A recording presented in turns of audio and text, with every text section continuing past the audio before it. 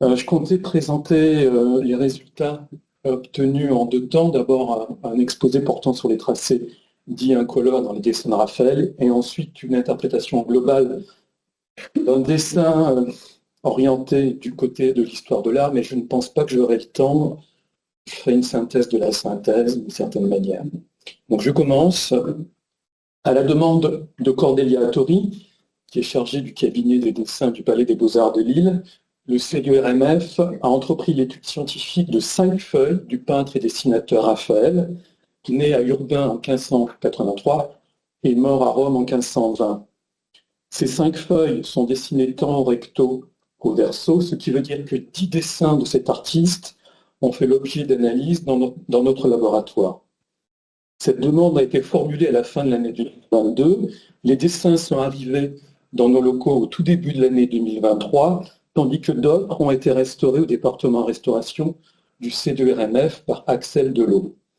Une date limite avait été fixée au préalable, puisqu'il fallait que tous ces dessins rejoignent le musée de Lille afin d'y être accrochés dans une exposition rassemblant l'ensemble des dessins du peintre dessinateur légués par le chevalier Vicard à la ville de Lille et conservés dans cette institution.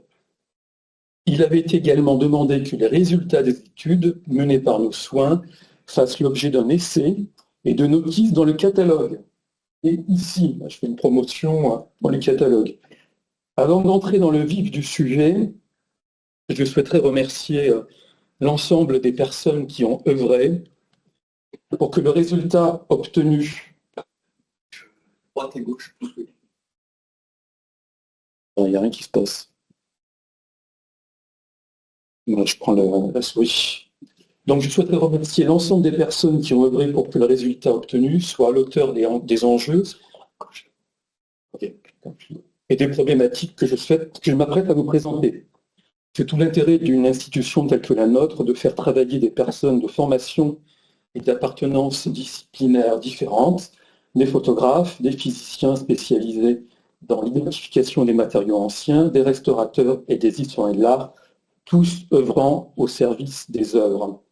Je remercie donc Kylian Laclavetine, en premier lieu, ingénieur de recherche au C2RMF, dont les travaux ont permis de renouveler la compréhension des tracés dits incolores de Raphaël, qui malheureusement n'a pas pu se joindre à nous.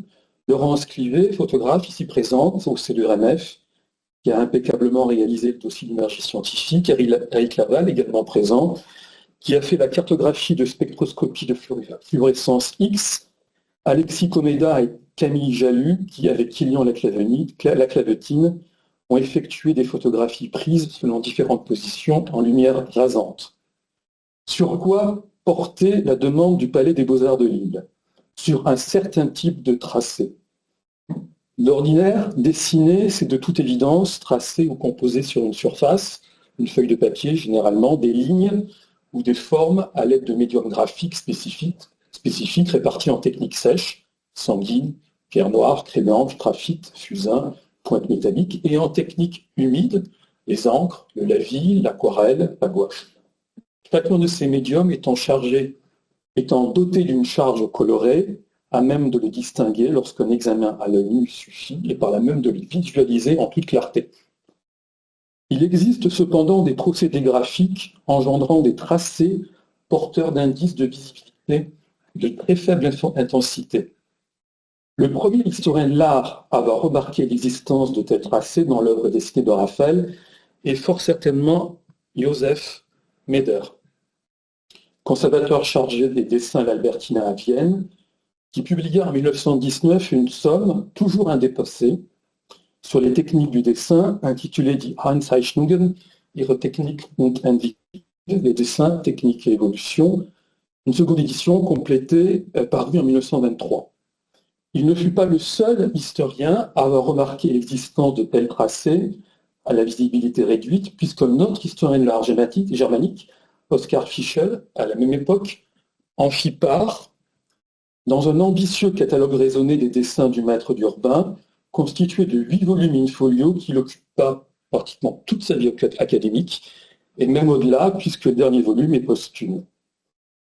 Les observations de Joseph Meder portaient sur certains dessins de Raphaël, au sujet desquels il avait remarqué la présence de sillons formant des lignes aveugles. C'est l'expression qu'il emploie, des lignes.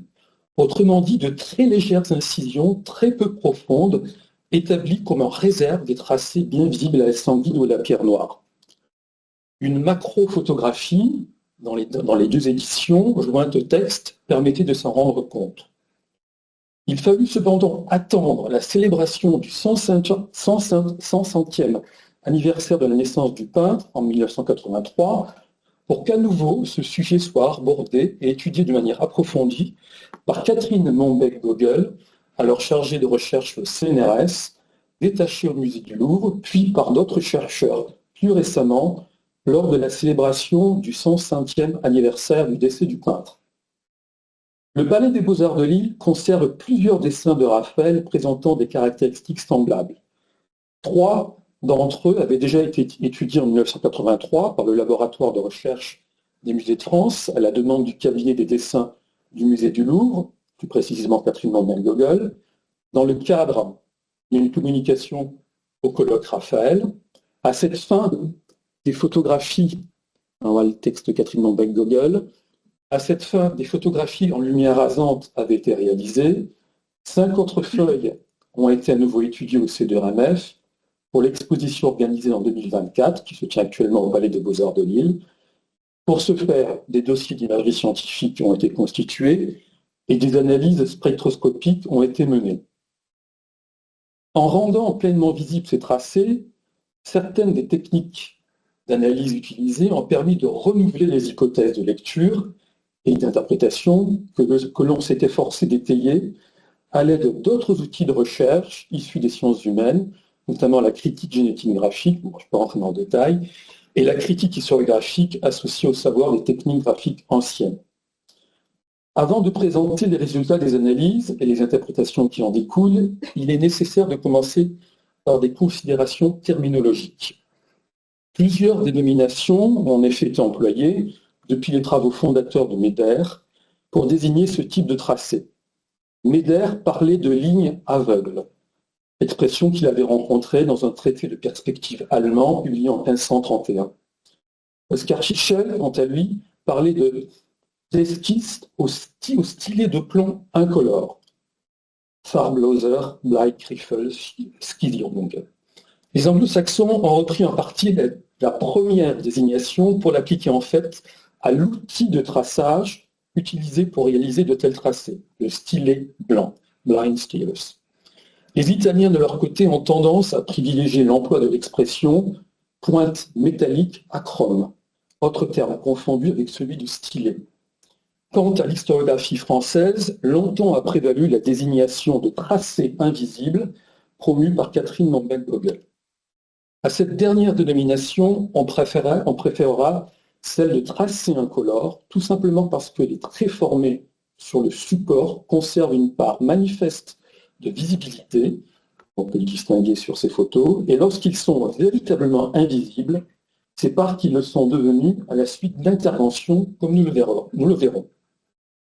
Sur ces 5 feuilles dessinées en double face, soit 10 dessins, 6 montrent un réseau continu ou partiel, développé ou restreint de tracés incolores. Presque aucun n'est à vrai dire identique, tant dans son modus operandi que dans sa fonctionnalité. 4 types de tracés, dont un avec variante, équivalent à 4 usages spécifiques, peuvent ainsi être distingués. Le premier est d'ordre mécanique, en ce sens qu'il résulte d'une action conduite dans le but de transférer des lignes de contour dessinées sur une feuille exogène qui sert de matrice. Ces lignes ont été passées au stylet métallique, achrome, donc incolore, afin de les reporter sur le nouveau support, après que le premier support eût été peut-être frotté au verso avec une matière noire, mais ceci n'est pas certain. Dans un second temps, ce tracé est repris, on peut le voir sur les photos, est repris à la plume et à l'encre brune pour être rendu visible. Il s'agit donc d'un tracé dit de report. Un seul dessin conservé à Lille est concerné par ce type de tracé. Ce tracé de report se remarque au verso d'une feuille dont le recto est dû à Raphaël. Et ce tracé correspond aux lignes de contour de deux figures que l'on voit ici, d'arbalétrier, inventées par un autre peintre, le peintre toscan Luca Signorelli. Il avait réalisé dans une pala, donc un tableau d'autel, peint vers 1498, représentant le martyre de Saint-Sébastien, et conservé de nos jours à la Pinacothèque communale de Città di Castello.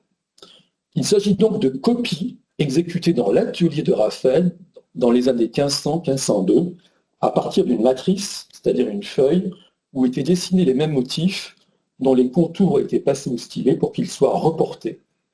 La photographie prise en lumière rasante permet de visualiser pleinement les lignes de contour des deux figures qui par la suite ont été reprises à la plume et à l'encre bleue.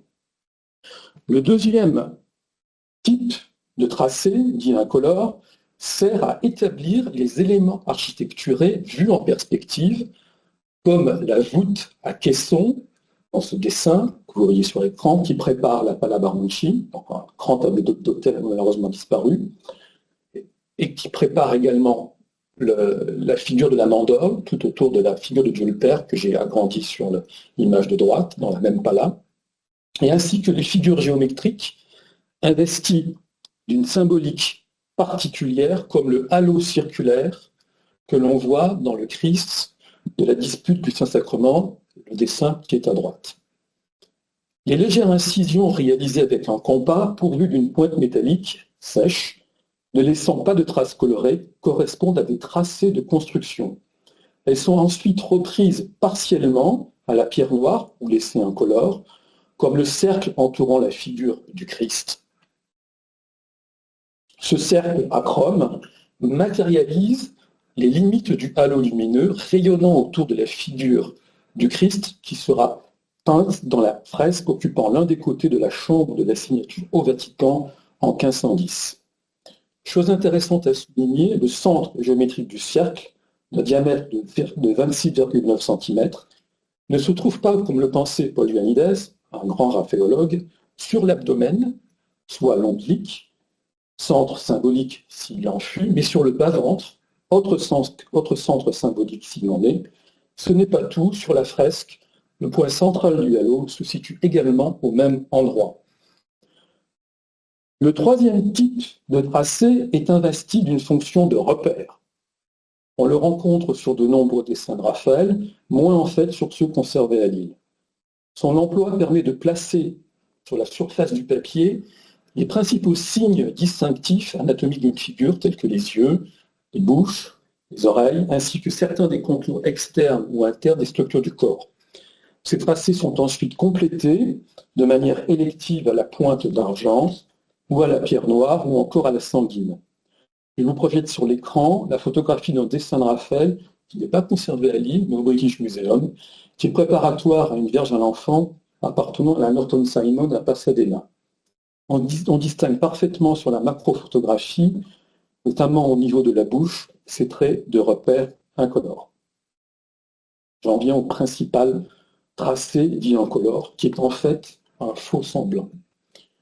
Longtemps, en effet, a dominé l'idée, du moins depuis les années 1980, jusqu'à la veille de l'écriture de mon essai avec Kilian, que Raphaël utilisait le stylet métallique achrome à des fins heuristiques. Je m'explique. En vue de trouver ce qu'on appelle la bonne forme, la forme qui satisfait le dessinateur, le peintre, en l'occurrence Raphaël. La forme susceptible donc de lui convenir au terme d'études poussées. Selon ce point de vue, le dessinateur-chercheur, donc Raphaël, reprenait et multipliait de façon continue des traits incolores sur la surface du papier avant qu'il ne choisisse le tracé qui le satisfasse, matérialisé par l'emploi d'un médium coloré. La figure que vous voyez sur l'écran, la figure de Saint-Augustin, qui occupe la partie supérieure droite de l'étude de composition, a ainsi fait l'objet d'un tel traitement exploratoire bien visible à l'œil nu. Or, il semblerait, si l'on se fie aux analyses obtenues par cartographie XRF, qu'il n'en soit rien. Les sillons légèrement creusés dans les fibres du papier n'étaient pas en effet à l'origine exemptes de matière colorée, comme le montre la présence de plomb, ce qui veut dire que Raphaël avait employé non pas une pointe métallique incolore, mais bien à l'origine d'une pointe de plomb. Il ne serait pas en outre étonnant que cette matière se retrouve également sur d'autres dessins conservés à Lille, présentant un même fer heuristique, un fer destiné à trouver la bonne forme, si des analyses comparables venaient à être nommées. Mais là, c'est une pure hypothèse. Dès lors, peut-on affirmer que Raphaël a bien engagé une recherche graphique sous des formes pleinement visibles, du moins dans un premier temps, car dans un second, tous les traits à la pointe de plomb sont minutieusement effacés, vraisemblablement à la mie de pain, ainsi que le recommandait le peintre Cennino Cennini dans son traité qui date du début du Quattrocento.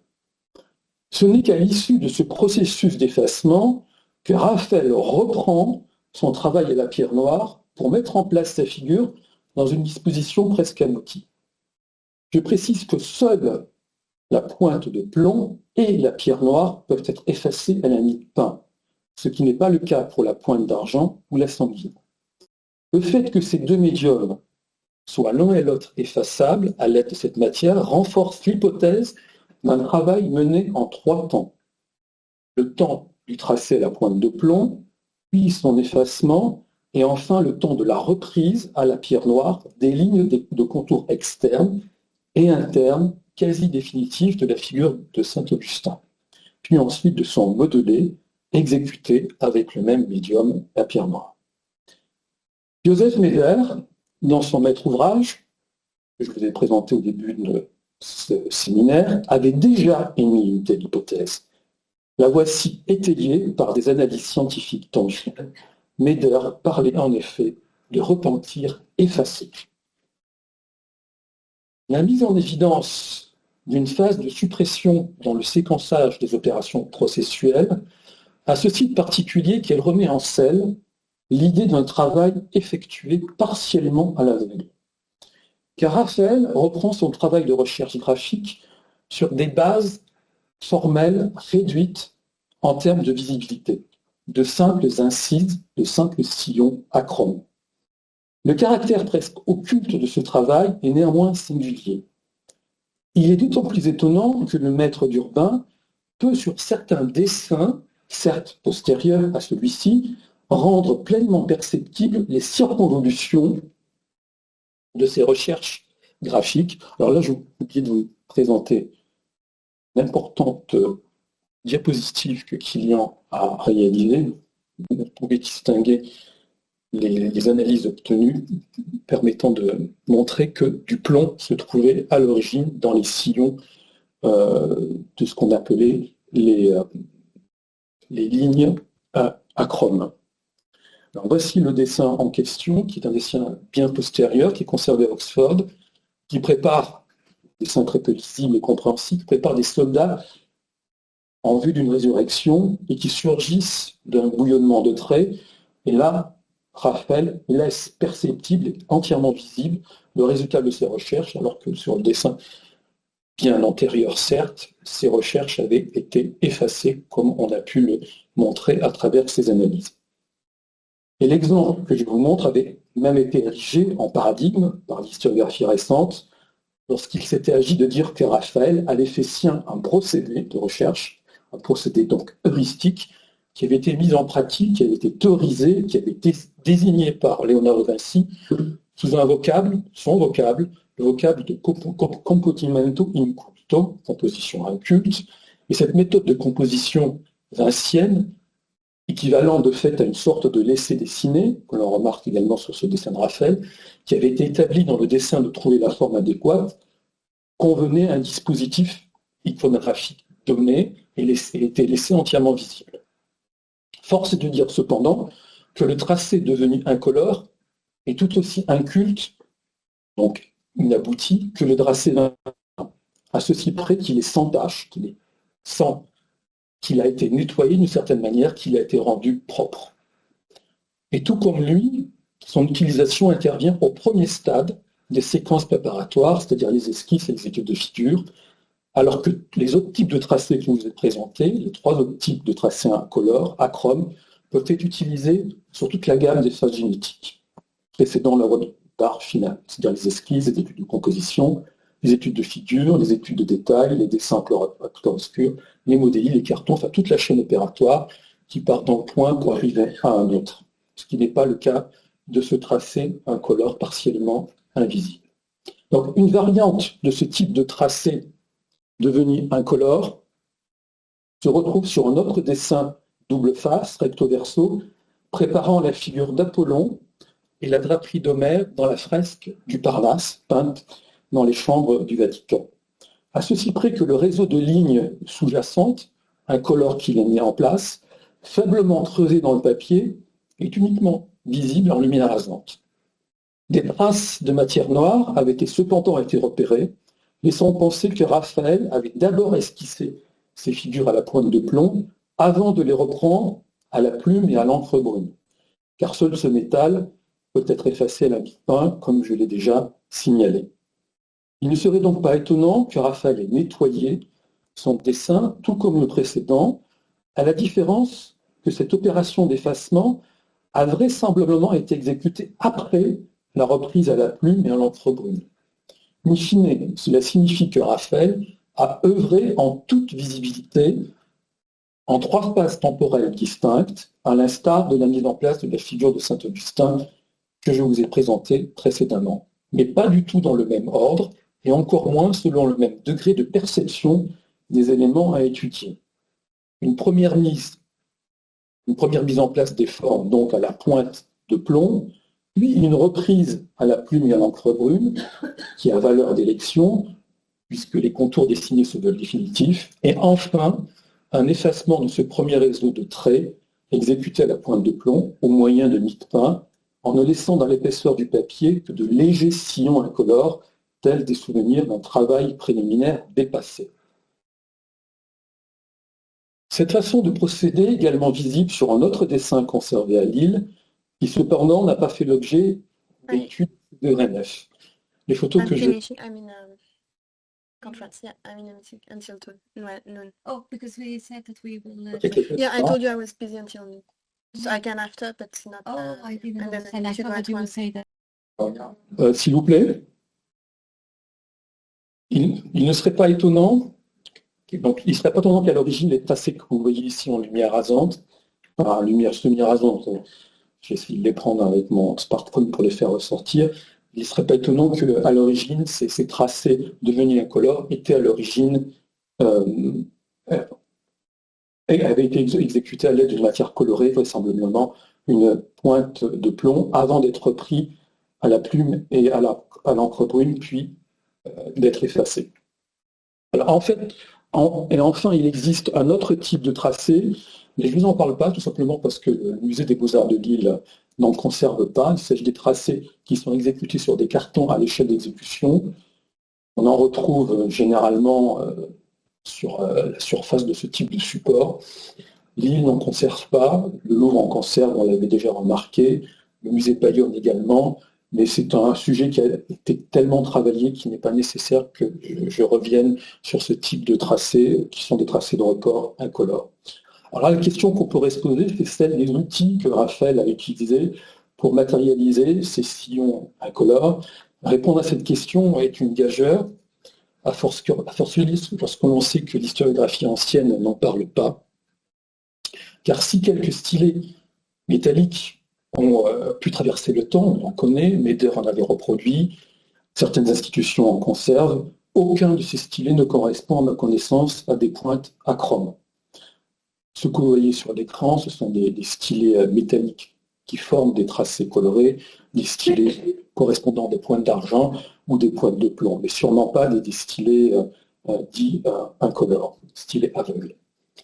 Alors à coup sûr, si ce stylet a été utilisé par Raphaël pour matérialiser ces stylons, il a dû utiliser un stylet vraisemblablement constitué de fer, qui est une matière dure et qui ne laisse pas de traces colorées, et comme je l'ai dit précédemment, par d'argent et de plomb, parce que ces matériaux forment des lignes grises et noires sur la surface du papier. Un autre outil a pu être employé, la pointe d'os, qui laisse des marques incolores. Quant à savoir si Raphaël utilisait une source lumineuse latérale pour faire ressortir plus aisément les tracés aveugles qu'il exécutait, cela reste une probabilité, quoiqu'une simple lumière naturelle frontale soit suffisante pour les rendre parfaitement perceptibles.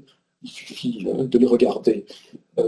C'est ce qu'on a fait dans le musée des Beaux-Arts de Lire à la lumière naturelle pour s'apercevoir qu'il n'y a pas besoin d'une source lumineuse latérale pour les faire ressortir.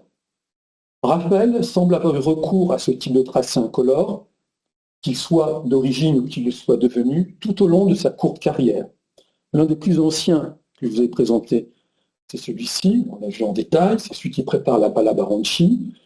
Et l'un des plus récents, c'est celui-ci, c'est un dessin qui est aux offices, qui date des années 1518, et on en a d'autres qui datent des années 1519-1520, où l'on voit également ce type de tracé incolore. Et chose étonnante, aucun de ses anciens collaborateurs, devenus par la suite d'importants artistes, comme Giulio Romano, Perino del Vaga ou Polidoro da Caravaggio, ne semble avoir repris ce procédé d'étude consistant à travailler à partir d'un lacis de traits rendu incolore. En revanche, d'autres dessinateurs-chercheurs italiens, comme Baccio Bandinelli et Parmigianino, en ont fait un usage soutenu. Encore faudrait-il savoir exactement si ces tracés étaient à l'origine colorés. Ces investigations limitées à quelques dessins de Raphaël constituent en fin de compte des prolégomènes à des études qu'il serait bienvenu de poursuivre sur toute la production dessinée du peintre-dessinateur afin d'étendre ou à contrario de maintenir la variété des types de tracés incolores, de vérifier en particulier l'usage des traits à la pointe de plomb effacée, et enfin d'insérer ces pratiques dans leur contexte génétique de création. Cela permettrait de mieux comprendre les processus mis en place pour aboutir à une œuvre. Alors je voudrais m'intéresser à présent à l'apport de ces analyses, limitées à un seul aspect, c'est-à-dire au tracé incolore, dans l'ensemble des moyens processuels mis en œuvre par Raphaël pour étudier une composition sous forme dessinée, qui est destinée par la suite à devenir une peinture ou une fresque. Je n'aurai pas le temps d'entrer dans les détails, je vous renvoie à un article qui sera prochainement publié dans les actes d'un colloque consacré aux voies dans l'invention dans le dessin. Pour répondre à cette question, je partirai dans les dessins de Lille, celui préparant la composition représentant le couronnement de Saint-Nicolas de Tolentino par Dieu le Père, la Vierge et Saint-Augustin, alors que ce même saint que vous voyez en bas est en train de terrasser le démon. La peinture en rapport a été commandée le 10 décembre 1500 par un marchand, le marchand Andrea di Tommaso Baronci, et livrée vraisemblablement le 10 septembre 1500. Alors, la peinture en question, malheureusement connue sous forme de fragments, en raison de destructions consécutives à un tremblement de terre qui eut lieu en 1789. Il existe toutefois une copie qui est exposée actuellement au Palais des Beaux-Arts de Lille, qui permet de se rendre compte de manière partielle de son apparence initiale, et à partir du dessin de Lille, des fragments que l'on connaît, et de la copie, une proposition de reconstitution que vous voyez sur cet écran a pu être entreprise. Le dessin de Lille, figurant sur le recto de la feuille, appartient à un type graphique générique, précis, que l'on désigne sous le nom d'étude de composition, expression que j'ai employée à plusieurs reprises au cours de cette communication. Ce type graphique s'insère dans une suite processuelle, j'ai déjà parlé en partie, formant ce que l'on appelle une séquence génétique constituée d'un ensemble de types à partir desquels une temporalité des opérations graphiques peut être inférée. Très peu de théoriciens, et encore moins de praticiens au XVIe siècle, et de manière générale à l'époque moderne, ont à vrai dire explicité et défini de manière précise, à l'endroit d'un dessinateur-chercheur ou à contrario abstracto, l'ensemble des différents types graphiques formant ce que l'on appelle une séquence processuelle, en particulier leur fonction exacte, leur ordre dans la chaîne des opérations, la complexité des techniques employées et la fréquence de leur utilisation. Le peintre et historien Giorgio Vasari, dans l'introduction de ses vies, ne distingue ainsi que 4 types de dessins préparatoires, qu'il appelle schizzo, esquisse, disegno, dessin, un type qui correspond à l'étude de composition et expression qui se substituera par la suite à ce terme. Disegno di chiaro e scuro, le dessin du clair de l'obscur, parfois traduit par dessin de camailleux, et le carton.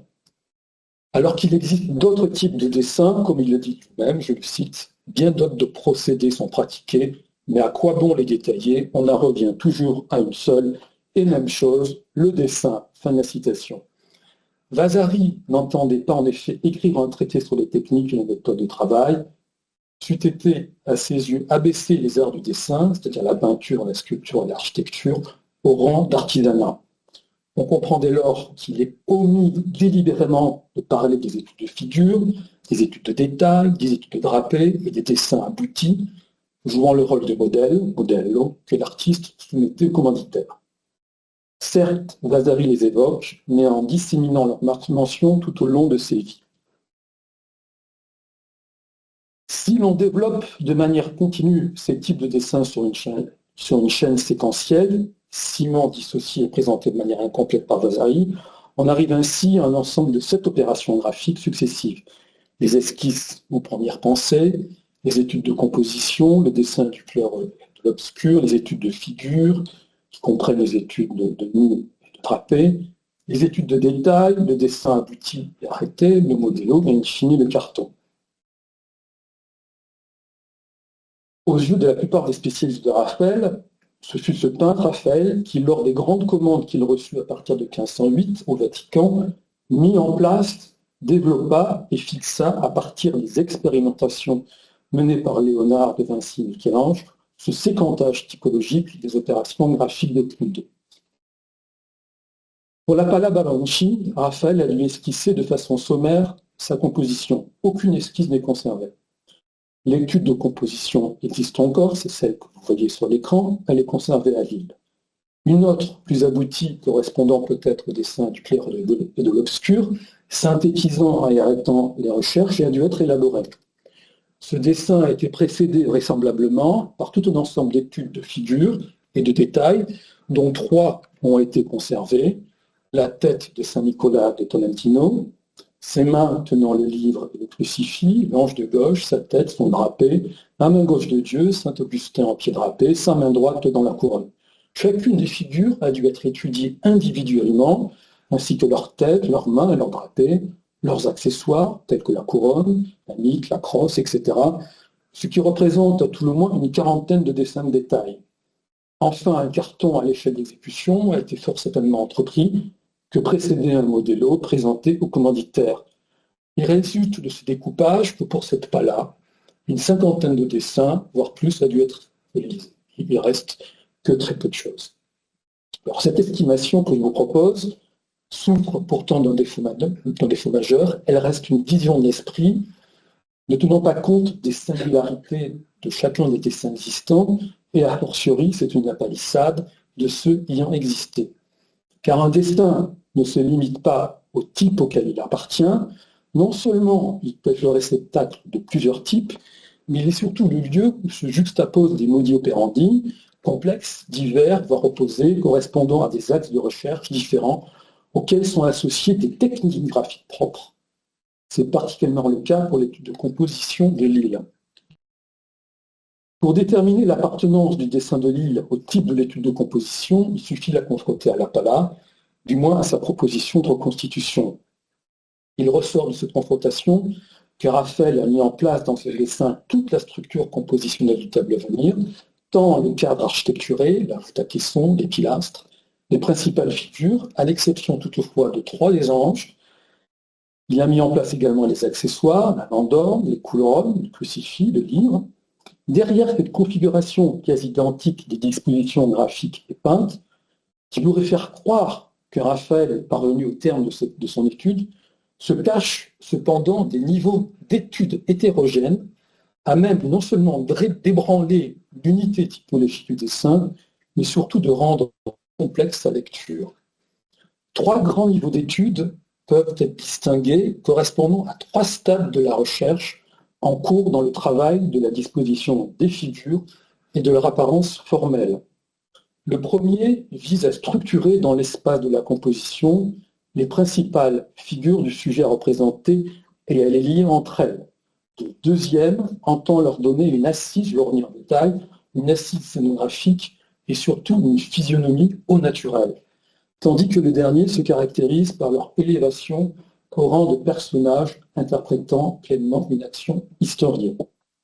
En somme, 3 niveaux d'études au caractère évolutif, décomposés et séparés, conduisant à la mise en place de la bonne figure. Je vais y revenir plus en détail. Précisons que chacun de ces niveaux d'études développe une écriture graphique particulière correspondant à un procédé, à une pratique et à un mode de construction et d'élaboration des éléments figurés, qu'il ne s'agit nullement d'affilier à un style et à une manière propre au dessinateur, la question n'étant pas en effet celle de la reconnaissance d'une manière de faire stylistique, mais d'une manière de faire processuelle. Le premier niveau, à portée structurelle, se rapporte aux figures de Saint Nicolas de Tolentino et de l'Ange dans la partie inférieure de la composition. Raphaël utilise une méthode éprouvée dans les ateliers ombrien et toscan de la fin du Quattrocento, consistant à déliner à la pierre noire de façon toute schématique les formes d'une figure, plus particulièrement celle de Saint Nicolas. Un tracé ovoïde pour la tête, ponctué d'une croix, avant d'y insérer les parties du visage, une sorte de pentagone barré d'une croix pour le buste, des traits sommaires pour le reste du corps. Tout ce travail d'abréviation a pour objectif de placer selon une configuration élémentaire une ou des figures tracées dans un très court laps de temps, l'économie temporelle favorisant l'économie formelle, dans le dessein principal de simuler les grandes lignes de la composition. L'historien de l'art viennois et par la suite anglais Gombrich compare judicieusement cette méthode de structuration formelle à une notation sténographique. Le deuxième niveau à caractère scénographique et physionomique constitue une avancée dans la conception des formes. Ce sont les figures de Dieu le Père et de la Vierge dans le haut de la composition qui sont concernées. Il est impossible de dire si Raphaël avait au préalable dessiné leurs contours de façon tout aussi sommaire que ceux de Saint Nicolas de Tolentino, qu'on vient de voir. Tant le travail de figuration à la pierre noire est poussé, masquant et recouvrant de ce fait les traits préliminaires. Là aussi, Raphaël fait appel à une pratique tout autant répandue en Toscane et en Ombrie, reposant sur l'emploi d'assistants du peintre, les garzoni, les garçons d'atelier, en guise de modèle, chargés principalement de broyer les couleurs, de préparer les panneaux de bois, d'accomplir de menues tâches et également de poser vêtus de leurs vêtements de tous les jours dans des attitudes susceptibles d'être transcrites dans des études graphiques. C'est ainsi que Dieu le Père, à l'entrée d'un jeune homme portant un bonnet, un pourpoint et des hauts de chausse, doté d'une braguette protubérante. Il en est de même pour la Vierge, pourvue pareillement d'une pièce de tissu rembourrée tenant lieu de braguette, toutefois moins visible que celle de son camarade jouant le rôle de Dieu. Raphaël donne ainsi corps à des figures qui fort certainement a été réduite sur d'autres dessins, aujourd'hui disparus à l'état de forme schématique, à l'instar de celle de Saint Nicolas de Tolentino et de l'Ange présente sur la feuille de ligne de l'île. Le troisième et l'ultime niveau constitue le point d'aboutissement du travail de mise en place structurel, scénographique et physionomique des acteurs de l'histoire du sujet étudié. Les figures ne sont plus des schémas, ni des corps d'appoint, elles sont devenues des personnages historiés. Deux seulement ont fait l'objet d'un tel travail. Il s'agit de celle de saint Augustin, en haut à droite, et dans une moindre mesure du démon que foule des pieds saint Nicolas de Tolentino. Là encore, il est difficile de dire si Raphaël s'est servi d'une base sténographique pour bâtir leurs traits à partir de laquelle un corps aurait été modelé, puis pourvu des attributs vestimentaires et des accessoires, vêtements ecclésiastiques, mitre, crosse, couronne, corne, aile pour le démon, de les identifier et de les affilier à un type iconographique précis.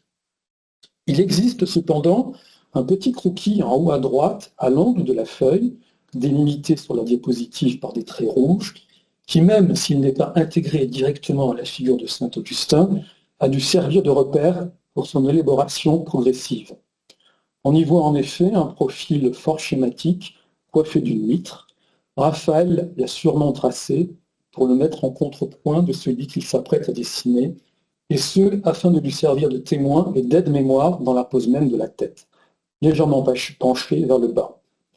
Et comme nous l'avions déjà dit dans la première partie de cet exposé, Raphaël, pour la mise en place de cette figure, a procédé en 2 temps correspondant au tracé devenu incolore à la pointe de plomb et au tracé de reprise à la pierre noire. 2 moments distincts aux finalités opposées dans la constitution de la figure. La première se veut analytique, on le devine à la multiplication des lignes de contours. Le second, synthétique, les contours du sein ainsi que tous les détails du vêtement liturgique sont établis sans pour autant que ceux-ci correspondent stricto sensu au tracé préliminaire peu décelable. Raphaël esquisse avec un stylet de plomb qu'il efface, puis élit une disposition avec la pierre noire. Il convient de préciser que les 3 niveaux d'études que l'on vient de présenter ne sont nullement régis par la même méthode d'investigation. 2 façons de chercher sont ainsi à l'œuvre. La première peut être considérée comme axiomatique. Raphaël reprend, adapte, agence des formes existantes, déjà étudiées en partie, qu'il modifie peu.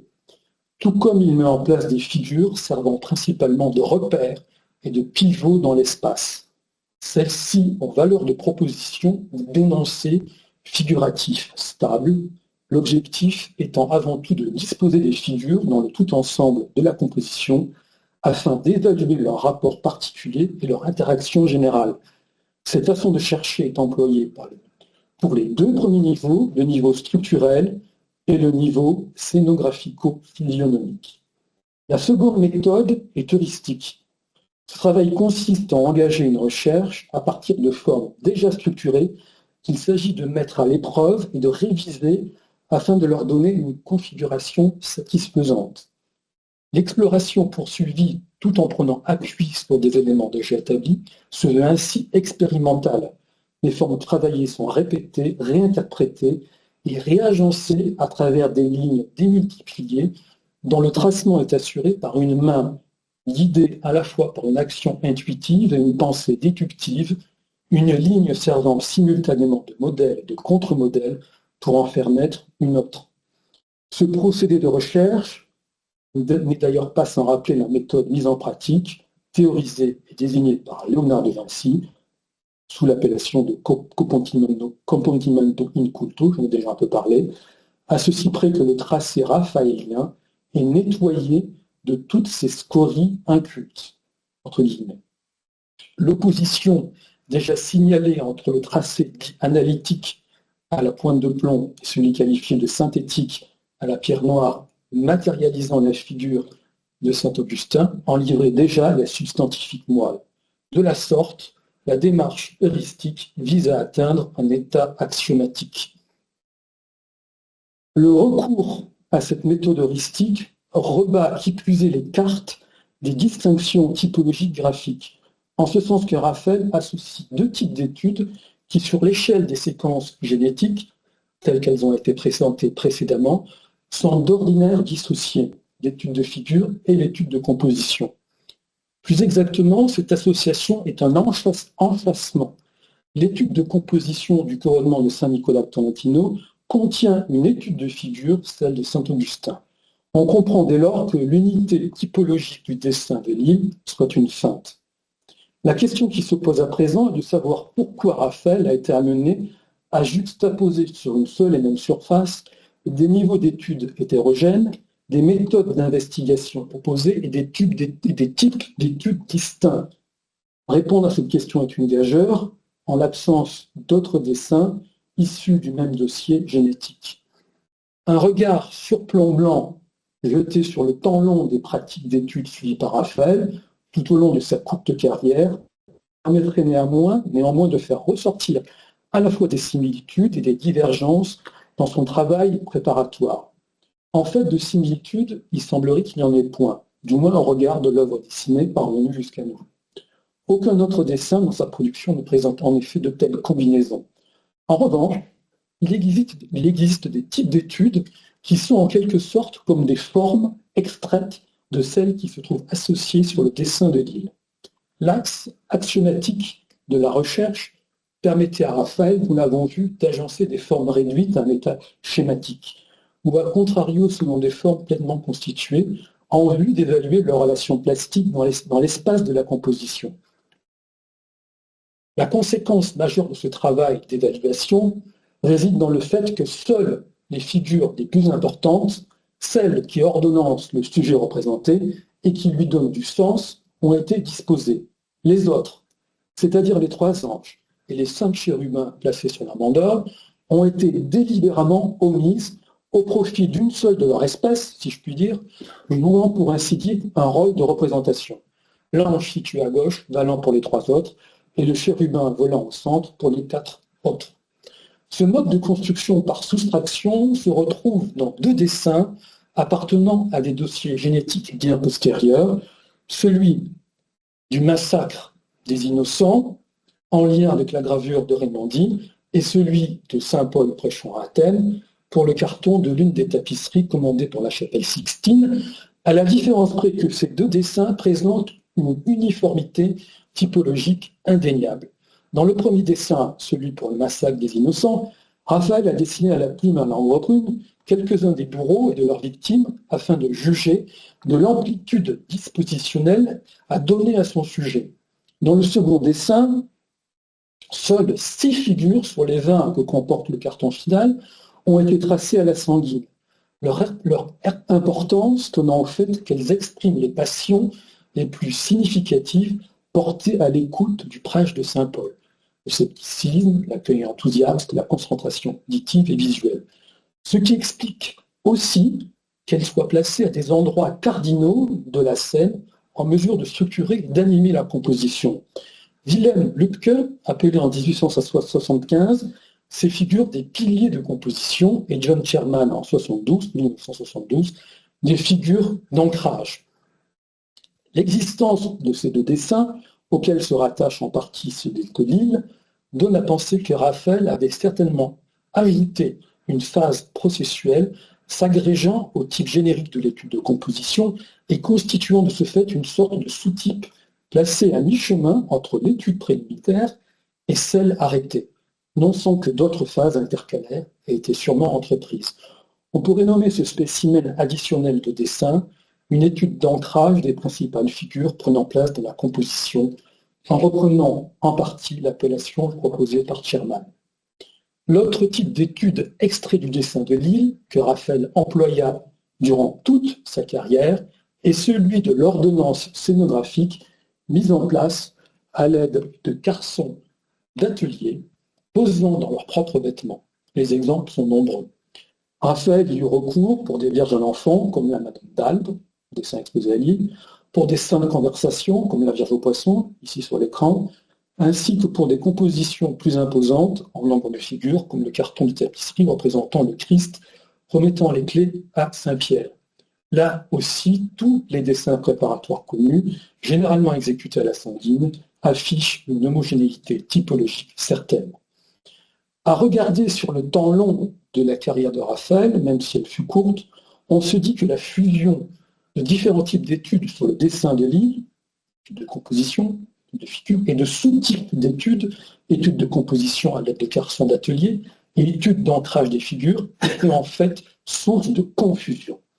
On comprend dès lors que ces expérimentations de jeunesse, Raphaël était très jeune, 15 ans, sur une même surface, n'ait pas eu de descendance dans l'œuvre graphique de Raphaël, et qu'il ait éprouvé le besoin de les dissocier, de les défusionner sur plusieurs supports afin de faciliter la recherche et surtout de les rendre plus compréhensibles à lui-même et à ses assistants.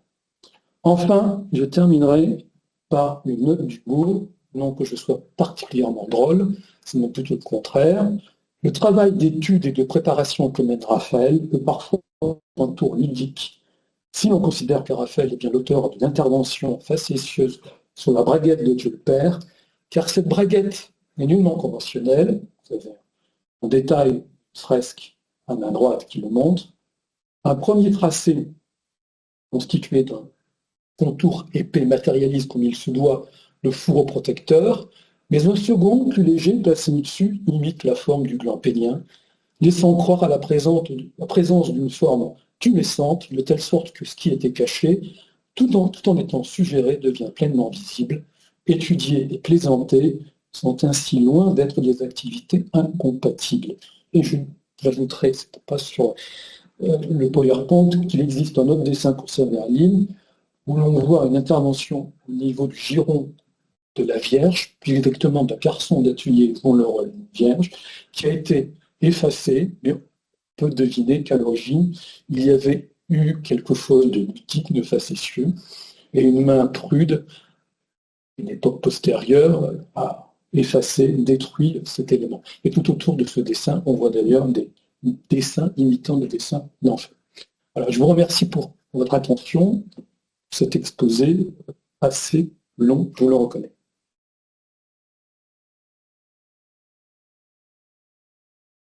Vous avez des questions?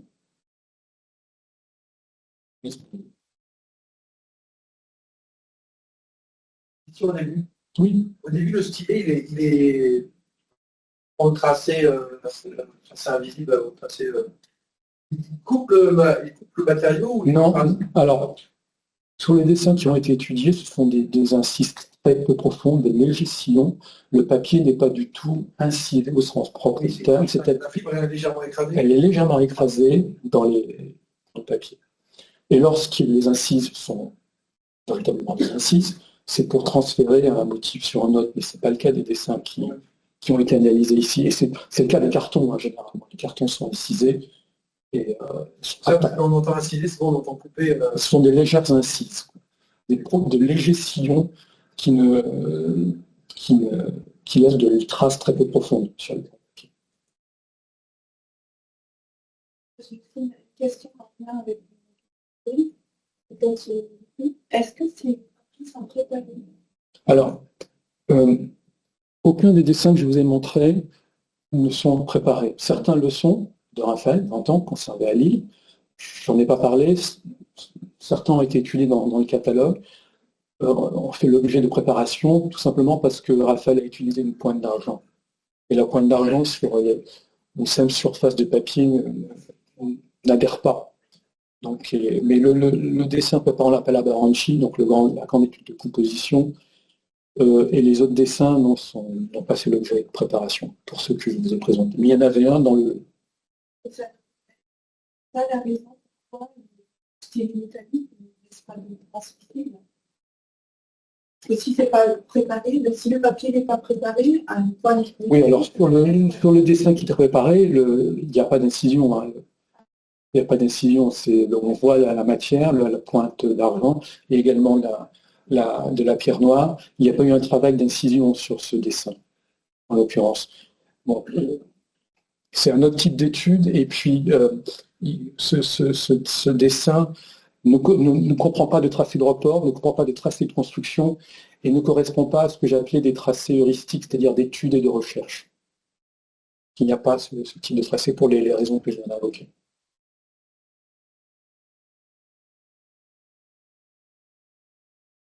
D'autres artistes pour lesquels on a des dessins dans les paragraphes. Oui, je vous ai montré rapidement deux dessins de Baccio Bandinelli et de Parmesan. Voici un dessin de Parmigianino. Parmigianino utilise fort fréquemment une pointe incolore. Alors, ces dessins n'ont pas été analysés, donc on ne sait pas si à l'origine ces tracés portaient une charge colorée, peut-être. En tout cas, j'ai pu remarquer, en consultant le catalogue des dessins de Nam, que l'on retrouve fréquemment, tout au long de sa carrière, ce type de tracé. Et également, chez Baccio Bandinelli, je vous montre un dessin qui a été acquis récemment par le Getty, qui est exposé au Salon du dessin il y a 2 ans, où l'on distingue à l'œil nu ces tracés, un lacis de tracés incolores. Et Bandinelli l'utilise fort fréquemment. Ce n'est pas un unicum tout au long de sa carrière. Et on le trouve également chez Tolomeo, donc un artiste qui est une génération antérieure à celle de Raphaël, et qui est le contemporain en grande partie.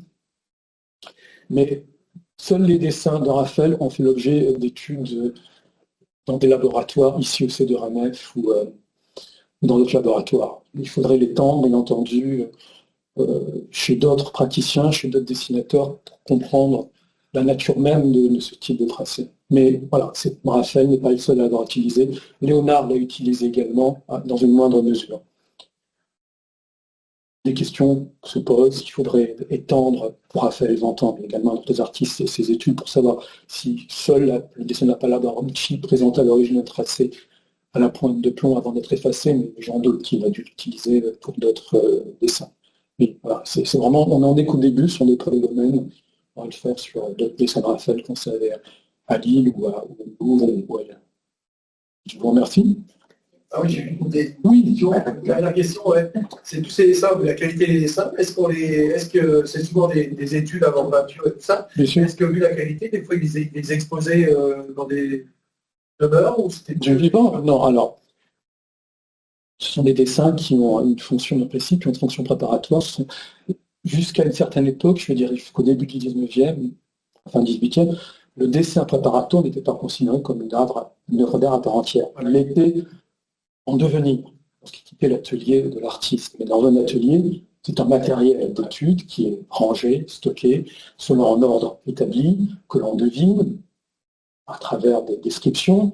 Concernant Raphaël, son matériel n'a jamais été exposé de son vivant.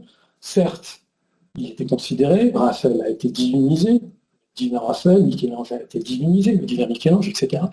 Donc, ces éléments ont été considérés, et je cite Vasari et d'autres théoriciens et praticiens, comme des reliques. Donc ce sont des restes, on les vénère en tant que restes, comme les reliques de saints. On les entoure, on les met dans des montages, mais on les expose pas en tant que tels comme des œuvres d'art, on les expose comme des signes de la matérialité divine. Bon, c'est un paradoxe ce que je dis, mais cela revient à ça. Ce sont des termes qui sont couramment utilisés dans l'historiographie, des reliques, des restes, des résidus. Et c'est sacré. Je ne m'étends pas là-dessus parce que je pourrais en parler pendant des heures. Ouais. Bon, mais j'espère que ça vous a intéressé. Merci. Merci.